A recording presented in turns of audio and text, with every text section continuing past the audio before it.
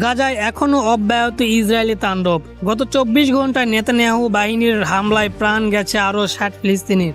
মঙ্গলবার উত্তরাঞ্চলীয় গাজা সিটিতে ইসরায়েলি বিমান হামলায় নতুন করে নিহত হয় আরও 5 জন। যুদ্ধবিরতি চুক্তি তোয়াক্কা না করে উপত্যকায় নির্বিচার বোমাবর্ষণ চালাচ্ছে তেল আবিব।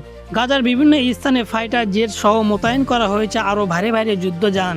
এর আগে দেইর আল বালাহ, খান ইউনিস সহ গাজার বিভিন্ন স্থানে বিমান হামলা চালায় আইডিএফ। প্রাণ হারায় কমপক্ষে 12 ফিলিস্তিনি।